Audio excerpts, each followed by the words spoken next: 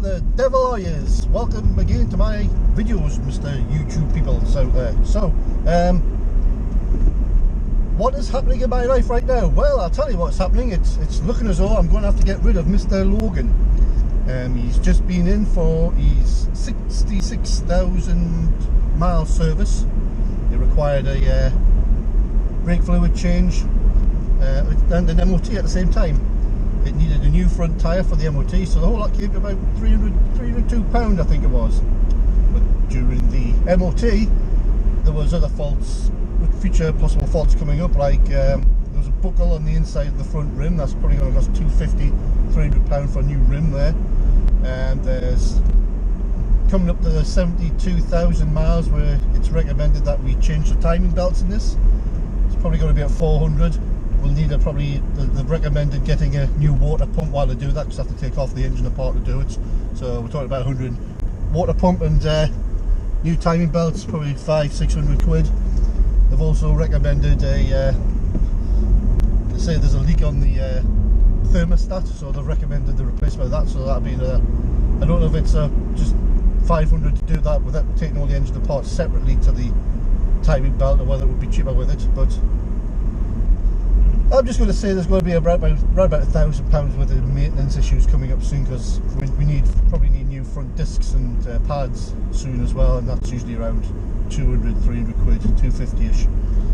So what I did is I went to my bank that I've got the loan with this car. It's 4 years of a 5-year loan it was, and there's about 1,800 left on the car now to pay off. So what I did after that is I went to We Buy Any Car and I put this car's details in, and it's come up with just a smidgen over £4 for the car that they'll offer us. Now that's got me thinking, because since my dad died and I had to stop taxiing, this car has been paid for mainly by my mother's mobility payments. And when my dad died, they got rid of the mobility car, my mum's mobility car then. Now I'm mum's main carer now, so it's kind of looking cheaper for us now for me to get rid of this and get a mobility car to look after mother. I mean, when dad died, the original plan was, yeah, for her to take the higher payments on the mobility and me to keep this, because I thought I was going to go back into taxiing. And basically you can't use a mobility car for taxiing. You've got to have like a privately owned car or a company car or whatever. But yeah, if you go to the mobility people and say, oh, can I use it as a taxi? They're going to say, no. So that's why I kept this. And it's just getting to the point now where it's going to cost more to maintain it than it's actually left on the loan. So I've got about, it's looking as though I might have a couple of grand, at least a couple of grand of equity in it. And that got me thinking, there's a video, last video I did was an MGHS review. I can get one of them with no advance payment, a manual one on mobility. I could get a DTS automatic one with the adaptive cruise control, which I would really like for a bit more, but I'll be doing a bit of a shopping round, and most dealers are saying it's 5-month delivery time on them.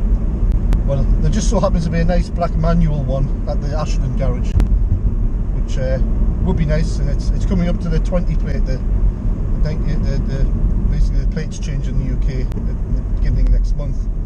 So it's looking as though I might go for that, but it all depends how much I get out of this car, because the other issue I've had is when I've told people it's like a dual fuel car, can run on LPG as well. A lot of them have and I've been told that sometimes it can some people knock £1,000 off the original quotes when it's LPG converted, which is stupid, like, because when you sell them privately, you can sell them for more. So I'm now in a dilemma of, should I go there and get this car quick for the new plate, or should I try and sell this one? Because I know I can get a lot more than £4 privately on this now. I've even considered maybe contacting the taxi firm I work for and see if they want to buy it off us, or one of the other drivers want to buy it off us. So there's those options as well. Now, the other dilemma I've got is the MG ZS EV. I can get that on my mother's mobility scheme for £1,000 deposit. So if I get a couple of grand out of this, should I use that to get an EV? Would that be better for my channel, to have lots of EV videos using that? Possibly, but that's not the main reason I'm you know, the mobility car is not for me to shoot YouTube videos. It's for my mother, disabled mother, to be easy to get in and out of. And the main problem she's had with this car when we've had it, even though it's taller than most other vehicles, is getting in and out. And the vehicle she had when my dad was still alive was a Ford C-Max, which is kind of raised right height, almost like an SUV. And we could, she really wants another one of them, but basically on the mobility scheme, the deposits on them are way stupid now on them. They're about 2.5, 3 grand now for the deposit on one of them. Whereas I get this big MG HS, which is I've already taken it to the showroom. She can get in and out of it a lot easier than this. The front seats on the Excite middle spec one are actually more comfortable than the top spec one for her, the really squidgy soft forks leather, almost like sofas to sit in.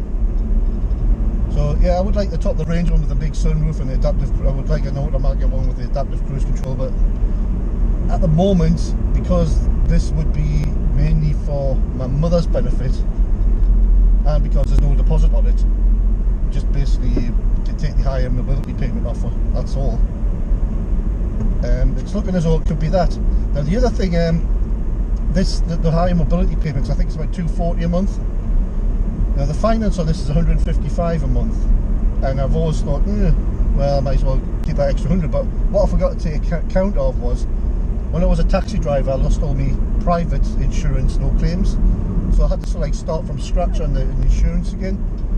So what this means is I've been paying about 60 odd quid a month on insurance for this vehicle. So we'll add that together, the fact that it's 155 plus 60, what's that, 215? The fact that I've just had to pay £302 on maintenance and MOTs, which all gets covered on the mobility. You don't have to pay anything for insurance, you don't have to pay anything for maintenance, you don't even have to buy new tyres or brakes or anything. It's all covered. You just put petrol in it and go. And the fact that if I kept this one, I would also have to pay, I'm looking at £1,000 upwards on maintenance over at least the next 6 months to a year. It's just got to a point where I'd like to keep this, and I'm sure someone who's good mechanic and that will be able to make this run for quite a lot longer than me, and they'll be able to enjoy the high mileage per gallon, you know, the low cost of fuel on it as well. But for us, it's looking as though it's going to be a better option to go for a mobility car now. I mean, even if this is the thing, the car I passed me testing, it was a little Toyota Starlet 89 model, and I kept that for a while as well, and it came to when it needed timing belts changed, and instead of taking it to Toyota, I took it to some backstreet garage, which would say they'd do it for half the price. And what's always put me off getting timing belts done by backstreet garages is that car was perfectly alright until I got the timing belt changed by a backstreet garage, and then like a Cowboy, whatever, cheap garage, unofficial, you know.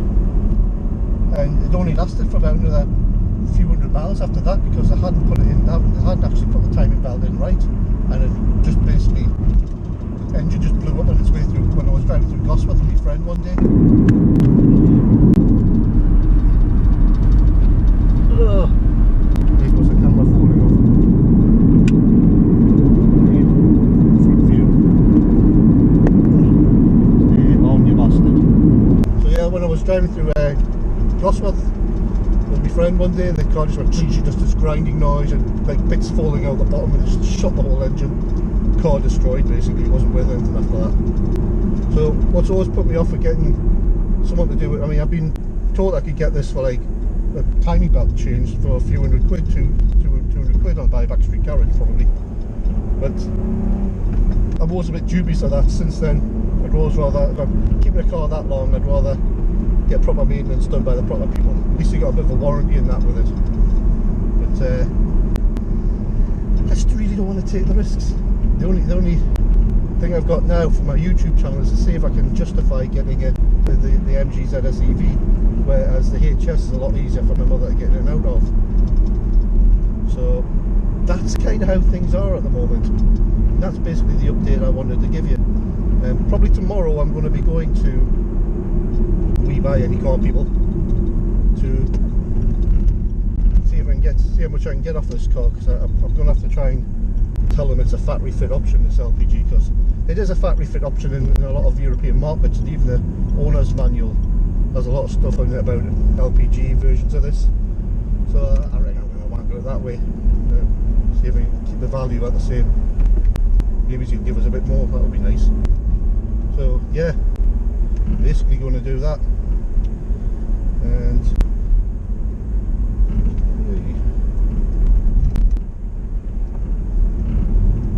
so I'll probably do that tomorrow, because I've got stuff I've got to do today. I've got to finish out clearing out this vehicle and things before I take it down, because basically when you go and they give you that cash value, they've got to take it there, and then you got to just basically get a taxi home.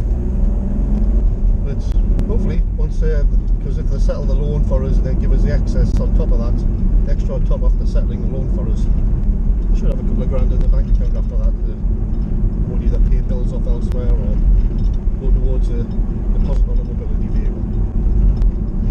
Anyway, there's really not much else to talk about. I've got a little while here, I'm taking it to the beach for a bit of a walkies, and that's about it. That's my life update.